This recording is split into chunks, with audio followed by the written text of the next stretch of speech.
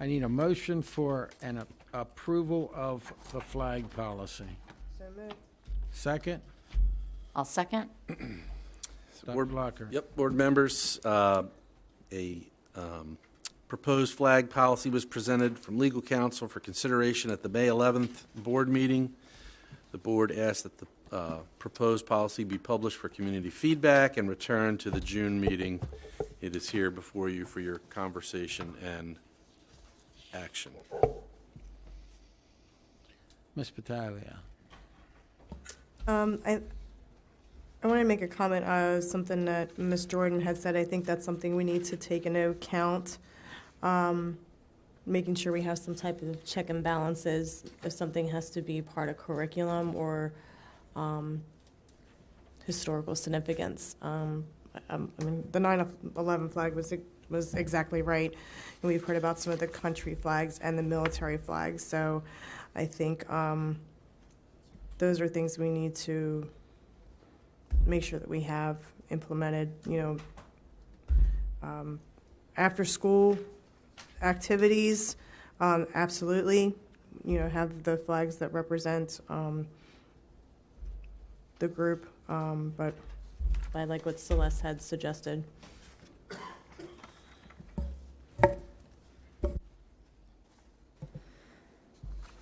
As many others have stated in their public comment, there is a mental health crisis and we can't ignore this. And we need to further look into the actual reasoning behind why people are so desperate to have flags within the classroom, in the sense of it is a symbol for acceptance.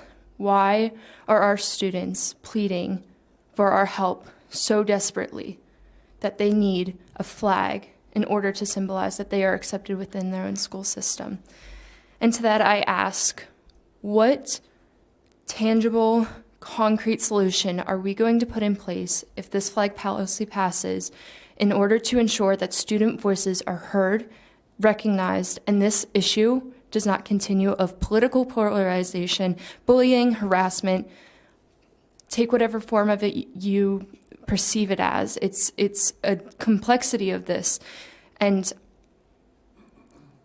the issue is beyond just a flag. There's a larger issue as to why this is becoming so predominant and so polarized. And to that I ask, how are we going to help the students who are crying out for help? And I agree with your comment because this issue is beyond the flag, and I think we need to ensure that every student does not get bullied and address it across the board. Ms. Savigny? Yeah, I was going to say, I completely agree. I mean, I agree with several of the speakers tonight where they were saying, you know, this is politically polarizing. We're trying to address it. But we need to solve the root cause of the problem, right, which is the bullying and the harassment. How do we address that? I mean, we have done a lot of things. I think that we've, you know, we've got the Sources of Strength program. We've got, I'm trying to help me out here. We've done, Dr. Lockard, there's been a lot of work done, and I think that we've also been talking about trying to launch on a kindness campaign, a unity campaign of like, let's stop with the divisiveness, let's stop with the labels and excluding folks and the bullying and the harassing, and how do we truly address that? We've put bullying and harassment policies in place. We have a zero tolerance policy, but it doesn't seem like the zero tolerance policy is working. There were some comments made about the bullies. There's no recourse for the bullies in a lot of instances. So I think that we need to try to get at the root cause and how do we, so the bullying and harassment policy isn't working as written or as it's currently being implemented. Sources of Strength, I think, is a help, but it's not the only thing that we can be doing. How do we start this campaign of a unity message of dignity and respect and kindness for everyone simply because we're humans? I think that's kind of, it really, I would like to make a proposal that we start thinking through putting together a true unity message and a campaign for kindness and dignity and respect for all as a supplement to the bullying and harassment policy. I agree to that, but, sorry, go ahead. Yeah, Dr. Dorsey was next. And then Commissioner Frazier, and then you. I love the idea of coming up with a unity message, but I ask you to please hear me out. I think what we have, we're saying let's look at the root causes, and we're looking at bullying. I think there's something even more apparent than that we're not grasping. We've got students who are saying, see me, look at me for who I am, accept me for who I am, and then we can move forward. We have an underrepresented group. I mean, again, some of their stories, their lived experiences that they're sharing, they're heartbreaking. So yeah, we want to make sure that our students, that this population, this group isn't being harassed, that they're not being bullied, but they're asking us as the adults to please see them. And when we see them for who they are. We hear their voices, so we hear what they're asking for. They're just asking, again, if we can just go back to having our safe spaces be acknowledged by our teachers who choose to put a piece of cloth. It's their symbol. They're asking to have that available to designate rooms as safe spaces. And we're not saying that that's all it takes to create a safe space. I know it's certainly, the teacher and how she's going to be reaching out here, the teacher, male or female, or otherwise, just trying to reach out to the students to make them feel, that they are being seen and that they do have a place that they can go to be heard, to share their concerns. So I think that's the big piece, Yeah, we want to get rid of the bullying. We want the bullying to stop. The bullying has to stop. But I think the big piece for now is that we have to see them. We have to acknowledge them.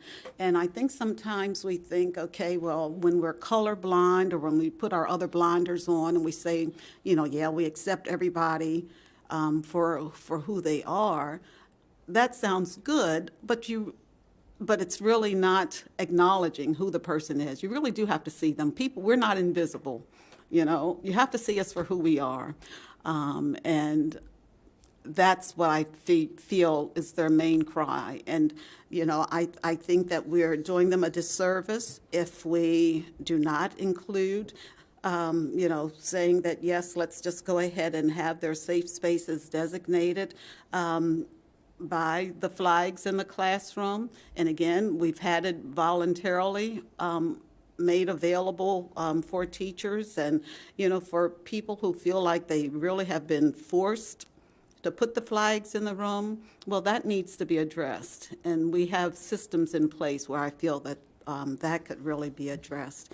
But on the other hand, we have a group of students who are pleading with us. And their allies are pleading with us to please see them, recognize them, and let's work on giving them what they need. So unless I see that we're going to be acknowledging that yes, we're seeing our LGBTQ plus students, and we're acknowledging that that they feel a need to have a safe space designated. Unless I see that indicated here, I will not be voting for the flag policy. We had one staff member who mentioned her 9/11 flag, and again, that was wonderful to see. And yes, that I can see how that would be an attention grabber in her classroom. So yes, after math class, yes, we're going to be talking about the flag and what it stands for. And, even when you were, a young child or whatever, this is what happened to our country back on 9/11. So it does start a conversation. So if we can acknowledge that one teacher certainly is asking for this 9/11 flag to be displayed, and we want to come up now with a way to make sure that, you know, we can address a situation like that. We've heard a lot of voices from the students that we really do have to acknowledge. Let's just see them, let's hear them, and let's validate them for who they are. Commissioner Frazier? I have to agree with Dr. Dorsey. I said this, I guess it was last month when we met. I don't think we need the flag policy. I really don't. I think it's a big step backward for Carroll County Public Schools. I'm against bullying and harassment like anyone else is, but I think the reason it's being brought up tonight is to sidestep the issue of the flag policy. I really do. If we could stop it, I have to say I was in the teacher for 40 years. I know a lot of what goes on in there, and it's just, bullying and harassment has to be addressed. It does. But as Mr. Bigley said, let's start a campaign for everyone to be inclusive. Well, getting rid of this flag policy would be the first step in that campaign. We don't need the flag policy. Let's move forward without it, and then we can look at addressing the bullying and harassment. And I don't have the answer for that. I only taught for 40 years. I don't have the answer for that. But it is something that, and it happens all the time. It has to be looked at. But tonight, let's look at this flag policy. And I'm not a voting member, but please don't vote for it. Who's all the way you down? I just think wanna you go were down? next. To further the point of finding solutions, this is a matter of finding a solution rather than just band-aiding an issue that we have. We need to not be so quick to react. We need to slow down, take a minute, and look at the serious implications that this can have on our students and on our society. I do respect the fact that this opens a doorway of political tension. I do. I saw it in schools, in high schools. There was posters posted by Allies Club, and I know students saw this on social media that were either torn down or replaced with other signs of contrasting ideas, specifically targeting the exact, poster that was placed. We need to hold each other accountable with respect. Each and every community member, whether you're a parent, you need to teach your, and I know I'm young and you're probably, why is this young person yelling at us to how to parent? I'm just noting what I am very appreciative my parents instilled in me. Respect, respect, respect. Mm-hmm. Respect others. And if you have nothing nice to say, don't say anything at all. To that, I think we need to hold each other accountable. We need to advocate for speaking up when something is said is wrong. Even if it's not your political ideology, even if it's not your political opinion, bullying is wrong. And again, Commissioner Frazier, I respect the fact that bullying seems like a sidetrack. And I'm just trying to look at all the implications and factors here. This policy is a reaction to a multitude of different issues, all combining into one large issue that was brought to face. So we need to respect each other. And I know our community can do that. I am so proud of Carroll County in that we do hold good morals and we are strong in our morals. But we need to continue that with our respect and our kindness. We can't let that fade. Second of all, as for the idea of safe spaces, that is what is mentioned numerous times. We need the flags to symbolize safe spaces. And as many people have mentioned, I believe it's 42% of LGBTQIA plus youth have thoughts of suicide. They have depression. They have mental illnesses because of the belittlement they constantly face within our schools. And again, no matter the cause of the bullying or harassment, it is unacceptable. And to that, safe spaces need to be established within our schools. And one of the public comments mentioned this, and I'm sorry, I'm not remembering who at this moment. We need to incorporate therapists within each of our schools. We've been prolonging this issue for many years, and this medical mental health crisis has risen. And I understand we are tight on budget. Believe me, I understand the realistic factor of how expensive therapists can be, but there are online services that we could invest in. But if we're so concerned with our students like we should be, we need to invest the time into mental health. And this will not just benefit one group, this will benefit any student. I can't tell you the number of students who have come to me, or I've heard just say, I don't have a safe place at home, whether it is LGBTQIA plus related or not. Every student needs to feel that there's somewhere they can go within the school system. And yes, every teacher should be a safe spot, but there needs to be actual mental health support for those students who are facing that bullying, harassment, who are facing that political polarization, who can express their political opinion to somebody who's not going to grade their essay differently based on such. Whatever the reason might be, we need therapists within our schools, or some sort of indication of hearing student voice, no matter who they are, what group they're a part of, their political ideology. This needs to be established.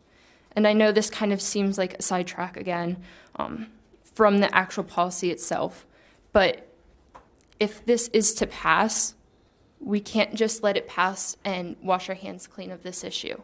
There's a reason it has been such a large, heated issue. There's a reason that we're discussing this today at 10 o'clock. There's a reason that we discussed it until midnight the last meeting. There's a reason that this is here, and there's a reason that we've had student protests and, T-shirts and pins and advocacy and petitions signed. There's a pressing issue that we need to solve here beyond just the flags. And again, we just need to hear the student voices. The students are begging for help and support, whether it is mental health in general, whether it's for their specific identity, or whether it's because they have issues at home. We need to be able to support the students in their mental health capacity, so we are able to then focus on the education piece, that the reason we are here, the writing, the reading, the science, the math. We need to be able to support students outside in all their other aspects in order for them to be successful within the classroom. Thank you. I do have a couple of comments on the actual policy as it's written. I know that we call it the flag policy. I think it's important to adjust the name to the flag and classroom or school displays policy, because to me this is a natural extension of the political neutrality policy. If you reference the administrative guidelines from that policy, it's my opinion that the distribution of some of these flags violated that policy, or at a minimum violated the intent of the policy. In addition, that this new policy clarifies that display materials are not only prohibited in the classroom, but also on the school grounds. And if you read through the classroom environment part of the political neutrality administrative guidelines, it really lays out that teachers have an obligation to create a welcoming and inviting learning environment for all students and to foster a culture of respect. Classroom displays are a tangible way to create such an environment. Classroom displays, including school-purchased and teacher-purchased items, shall be related to the instructional goals of the course of study, to the school's written vision or mission statement, or to general school information. And then it keeps going on. It's clear from the language that the flag distribution didn't meet the requirements of the political neutrality policy or the administrative regs. The clear intent of this new policy is to ensure a safe and non-hostile work environment for employees and a welcoming environment for all students. The reports of recent harassment and bullying of staff and now students on both sides is now extremely concerning to me. Whether we like it or not, this is a very divisive issue. And I think that this is very important. Students can certainly still continue to exercise their First Amendment rights, right? Like, we're not saying that this flag policy has no impact on students' First Amendment rights, right? As long as they don't violate the student dress code. Well, that's exactly right. Students are still free to wear whatever they choose to wear in accordance with the dress code, and the dress code does not prohibit the display of the pride flag or any other flag for that matter. Further, we do not have a faculty dress code. And to the extent that we have generally had an understanding with CCEA over the years within some degree of appropriateness, there have been times in the past where there have been discussions, and I remember Hal Fox, for example, when he was the Uniserv rep, saying, no, that's a working condition, you have to negotiate that. So if a faculty member were, for example, to come in and wear a tie similar to the tie that Dr. Wack wore this evening, that would not be a violation of this policy. And so this policy is really intended to protect our students from any and all outside influences, now or in the future, that could be a distraction from the learning environment. Our schools are not billboards for outside influences to disrupt the learning environment. It's the part about the exception process or the appeal process. It's like, okay, where do you draw the line, right? Like, where do you make a distinction of, like, if people start wanting to bring in MAGA flags or Gadsden flags, or it's like all of these different pieces of where do you draw the line? But I think that we also need to do a far better job with professional development on making this the culture that we want throughout our organization. As a board member, I want to recommend that robust and clear professional development on this topic be developed and pushed down throughout the organization. We're all in this together, and I would like to see professional development on this topic and suggest that it be included in the training delivered to our educators during the week before the start of the school year. My primary commitment has always been on academic achievement and the well-being of our students. We ended, as a board, we ended school lockdowns because too many students were failing. We fought to remove masks when we learned that they were harming the development of our kids. We ended quarantine policies that just weren't effective and caused too many healthy kids to miss school. We passed an updated political neutrality policy that protects our students. We passed an anti-bullying and anti-harassment policy so students have a pathway to keep them safe. We ramped up our Sources of Strength program. And these were all good decisions and policies that moved us forward as an organization for long-term success. I view this as the next step in trying to make that happen and stay focused on academic achievement, stay focused on the academics in the classroom. And this board is committed to ensuring that all students and staff have a safe and welcoming environment, free from discrimination, harassment, and bullying. And this new policy, I believe, further helps CCPS achieve a culture of respect, dignity, and tolerance for all. I fully support this new policy. And I think that we just need to push down with robust professional development. I think we need to heed the words of Miss Nally, who was one of the teacher folks who talked in citizen participation tonight. I think she said it more eloquently than any of us ever could. The real situation of being in the classrooms, and I would like to recommend further that we start working on this unity message and trying to get to the root cause of the bullying and harassment and reduce it in any way that we can. But the one change that I did want to recommend to the wording was that it not just be the flag policy, but the flag and classroom/school displays policy, because that ties it back to the political neutrality policy and it being a natural extension. Ms. Battaglia? We heard a lot of people talk today, and we got a crap ton of emails. Yeah, that was a massive amount of emails.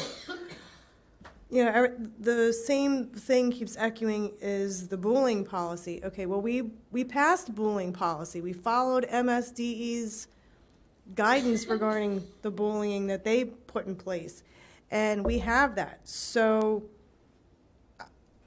everyone keeps saying, well, what's the Board of Ed going to do about it? Well, we did something about it. We passed a policy. But guess what? The Board of Ed members don't go to the actual schools and make sure everything is being followed and done and everybody's doing what they're supposed to do. That's not our job. It is the job of the directors to make sure that the administrators in the schools are doing what they're supposed to do. So when a kid comes to us and says, I'm being bullied, did you tell your teacher or your principal? No. Well, why not? Those are the things you have to do. You have to tell your teacher. You have to tell the principal. And if you don't get anywhere, then fill out that form that's online. But constantly saying the Board of Ed is not doing anything about the bullying, we did the policy, we passed it. Now it's up to everybody else to do what they're supposed to do regarding it. Okay? It's kind of like saying you planted a tomato plant, but it's not my responsibility to pick the tomatoes off of it. Well, sorry, but if you're gonna sit there and do something, everybody else around you has to help out. That's how it has to go. Cell phone policy. There's another example. There was one thing I heard from a teacher, and I was like, holy cow, yeah. Cell phones are causing more and more issues. They're causing more and more problems. Every time, I can tell you right now, probably someone in this room is Facebooking, oh, look at her. Yep, there we go. There's your bullying. So get off the phones. Let's try to make sure our kids don't have their cell phones in the classrooms anymore. Enough. Get off of it. Somebody actually compared heroin use to being on social media. If you can't put your phone down, that's about the equivalent of a heroin addict. You constantly have to have that fix to be on social media and type. Okay, if you're going to be rude, get out. You guys have been told numerous times. You want a solution? Here's one. Mindfulness rooms. We had our mindfulness rooms. Our mindfulness rooms, I think, were extremely beneficial. They helped, we learned, yoga is incredible. Breathing techniques. So what happened to our mindfulness rooms? Let's get back to looking into our mindfulness rooms. I think that'd be phenomenal. But we keep hearing also that LGBTQ is the most marginalized.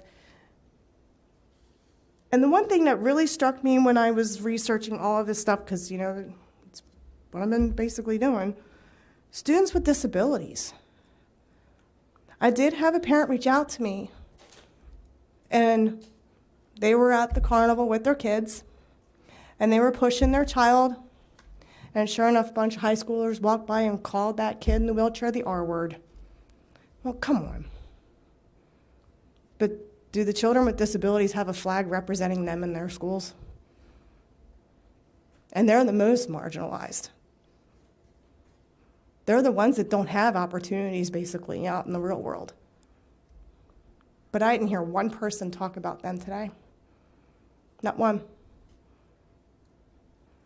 Those kids, they don't even really get a chance in the real world. And it's true. Where does it end? If we allow one, we're going to have to allow another, and we're going to have to allow another. And Mr. Emili, I think you can back me up on this. There is now case law that if you accept one flag, you got to accept them all. Well, not necessarily. We have clearly banned the display in any way, shape, or form of the Confederate battle flag. No, I mean, we're going to Boston case law. And so we also have state law that requires the display of the official United States flag. Yes. All right? And we have to follow Section 7-103 of the Education Article, which requires, 7-105, which requires the display of the flag in every classroom, in every school, in every school system in the state of Maryland. Okay. The question ultimately goes to whether we create a limited open forum or whether we tighten the forum. The Board of Education has the legal authority to restrict what is displayed on the walls of the schools, on the appurtenances of the schools, and things that are owned by the school. Or conversely, it has the right to say, hey, teachers, post whatever you will in the classroom. In between those two extremes, we can set reasonable time, place, and manner restrictions, and that is essentially what this policy attempts to do. Whether some of the specific items should be cut back, whether other items should be expanded. The point ultimately is these are the items that the Board of Education would allow if the policy was adopted, and no others would be allowed. If you allow the one, then you can't engage in viewpoint discrimination. And so, somebody comes in with the MAGA flag, okay, you would have to allow another one. And that was essentially what the political neutrality policy was designed to restrict. I was referring to the recent court case that happened up in Boston, where they allowed one flag to fly, That's the farm analogy. but they wouldn't allow another one to come in. So, that's always been my fear, is that, we allowed this to happen, okay, fine, and then you got worst case scenario. Now, obviously, no Confederate flag and no swastika, because we've already banned them. Right. Those have been banned a while ago, Right. okay? Long time ago. Right. And not only were they banned in the classroom, they were also banned in the parking lots. They were Right. banned on student attire. They were banned on faculty Right. attire, which this does not seek to do. Right. The problem we would come across is, because we have taken one, now we would have to, whatever anybody donated, well, you gotta take it now. Well, that's another problem. And I mentioned this in the last meeting. We do have a regulation that provides for a community table, and it provides very limited restrictions as to what goes on the community table for passive distribution. And when I say passive distribution, it's not handed to a person. It is put on the table for a week, as long as it's in compliant with the language in the regulation. And if you want it, you can have it. If you don't want it, you don't have to take it. No one is handed something. It's on the table. You can pass the table by, or you can stop at the table and say, yes, I'd like to pick up a pride flag. Yes, I'd like to pick up a flyer to join this organization. Yes, I'll pick up this Bible. Right. Or no, I don't want any of it. And no one should be feeling obligated that you have to take it, because that's another thing we've been hearing. Here, wear that. No, that's okay. Oh, so then they start I think that's calling where, them names. I think that's where this got started. And it has to stop. All of it. And like I said, we passed the bullying policy. It is up to the schools to make sure the bullying policy is being followed. That we don't go and knock on the school doors and say, hey, are you doing everything here? That's not the Board of Education's job. So Three quick things, and then I wasn't sure, Ms. Herbert and Dr. Lockhart, who was next, but if we just keep going this direction. Donna, to your comment, I think this is a flag policy. I think we're talking about the Maryland flag, the Carroll County flag. I think it is a flag policy. I think if we need to tweak our other policies to cover displays, we need to do that. But I think this it's restrictive and it's based on flags. That's my personal opinion. Okay. Number two, and I'll make a point and I'll hear grief for this. We heard a lot of stories about bullying, and this happened in school, and that happened in school, and this happened in school. I'd just like to make a point. Somebody said pride flags have been here for 10 years, so evidently they didn't stop that from happening, and I still don't believe that it stops that from happening. And then lastly, you feel as written this is legal, correct? Well, I do, because it only restricts what will be displayed on the appurtenances of the school. In other words, on school property. So the board does have the authority to restrict what it will display. And a desk belongs to the school system. A locker belongs to the school system. The walls of the school belongs to the school system. It's legal. The question for you all is not whether it's legal or not. The question is whether you should do it or shouldn't do it. Understood. And that's not my, Yeah, yeah. yeah, we heard earlier that it wasn't legal for 2 or 3 different reasons. Well, was I skeptical of heard that. the one gentleman say that it violates the flag code, and that's not correct. Yeah. The provision with respect to the POW MIA flag, for example, that does apply on certain federal installations. It doesn't apply to the public schools. The provision about flags of other nations being smaller, there's nothing in federal law that says that a public school system can't have that restriction. You know, if you want to modify that so that they're the same size, I mean, that's not a major issue.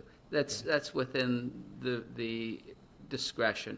And indeed, in 7105 of the education article, it doesn't say anything about permitting other flags. This policy clearly does. So, you know, there are obviously a lot of policy issues for the board to grapple with. I don't make policy. I may write a policy at the request of the board or at the request of the superintendent for your consideration, but I'm not a policymaker. Is this legally enforceable? It's my opinion that it is, because it only restricts what is displayed on property that you own. It doesn't restrict what is displayed by other people on their own personal attire, on their own personal possessions. Whether this is a good policy or not, that's for you to decide, not me. Okay. Dr. Lockard. Thanks. I'll be brief. I know the last couple of meetings, I expressed my concern about having a flag policy. I continue to don't think that we need to have that.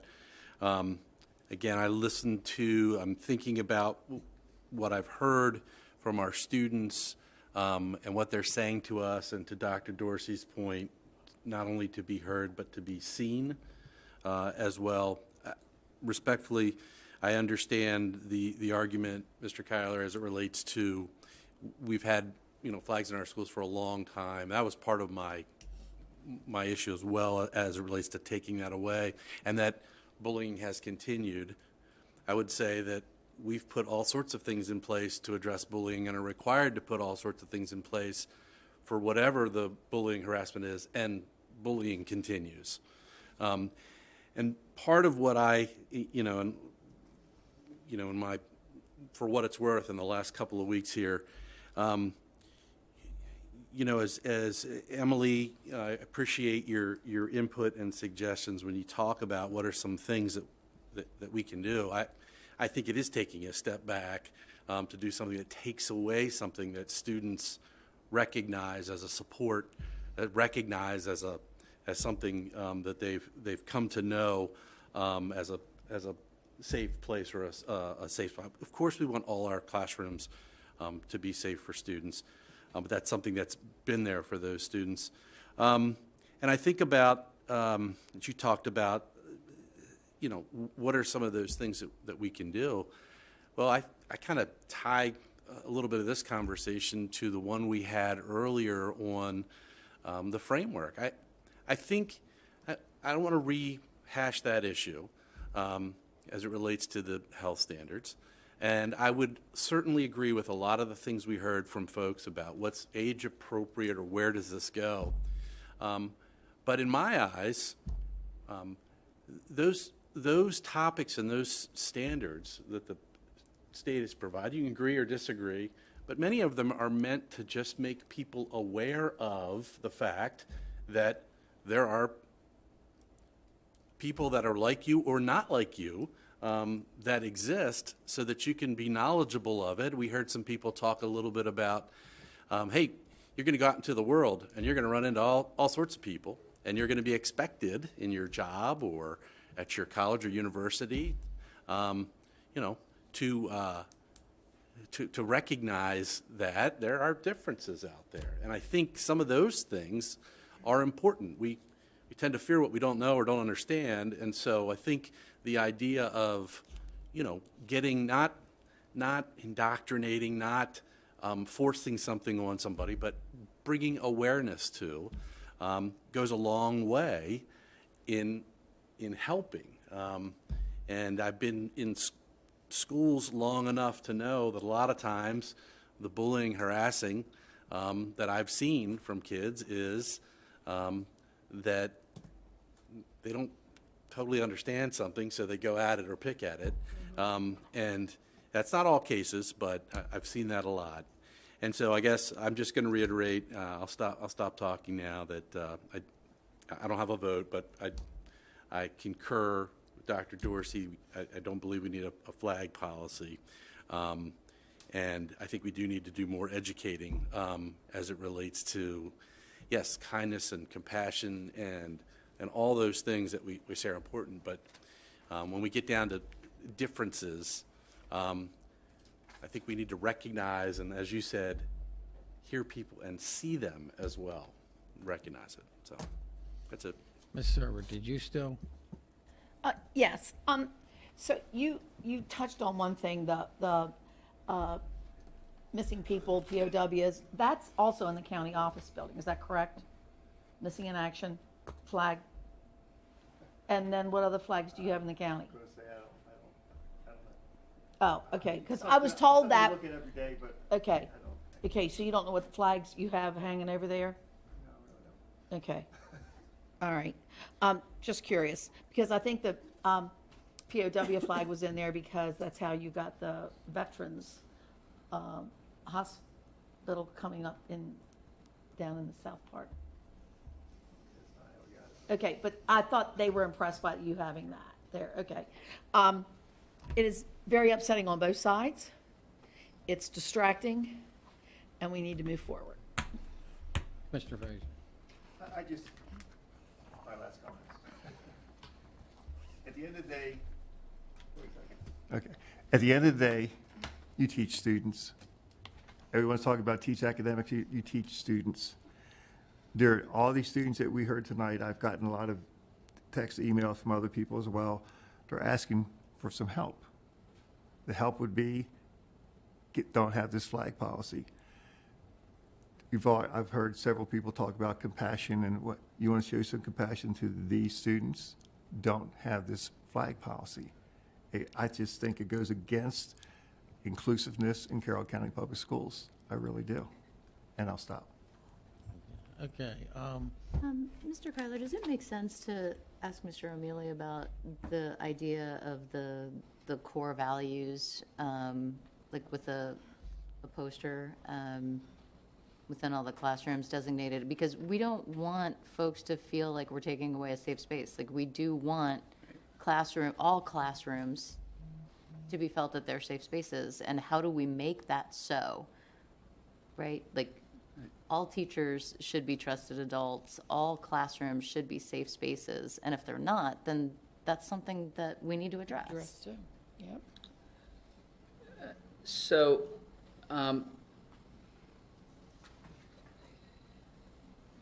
board members, on that, you've long had a statement on values and beliefs. It's in every information calendar that the board distributes each year. And among the things stated in the core statement of values and beliefs are that the school system will require every staff member, ranging from the superintendent down to the substitutes, to the custodians, to the people in food service, to the bus drivers, every staff member will provide, quote, provide a safe and orderly learning environment for students and staff, and display cultural proficiency while respecting and appreciating diversity, and that every student will become knowledgeable, responsible, and caring citizens, and respect and appreciate diversity among peers, and demonstrate respect for the learning environment and other individuals. You've had that for years. maybe it's not reiterated enough. And, I mean, isn't that what everybody's talking about? Whether it's in the course statement or in a flag, isn't that what we're talking about? Respect for diversity, cultural proficiency? So that's what you've been saying. You know, maybe that needs to be posted in every classroom. I don't know. I think that that warrants further discussion, maybe Yeah. at a future Yeah. meeting as sort of an extension of how we were talking about a unity message and how do we make all classrooms safe? How do we reduce bullying and harassment? Like, I think that warrants further discussion at a future meeting. Definitely. Yeah, because I think it sort of skirts the issue. You know, yeah, we've had those core values ever since they had been developed. So now, are you saying that what, if we just post these core values, that now that's going to have everyone feeling safe and secure and welcomed and invited to learn? So I guess we're saying if we have the pride flags, bullying's gonna stop tomorrow too, right? I'm serious. I mean, this is the problem. I mean, that's all we keep hearing is it's gonna stop bullying. And, We're looking at something a group is requesting from us. And no one said that. Yeah, that wasn't said at all. I think it's time to vote. And as written, as the motion said, all those in favor? Aye. Aye. Opposed? Aye. Okay, 4-1, it passed. With the student rep. Yeah, in with the in student rep opposition. also as a no, yeah, yes.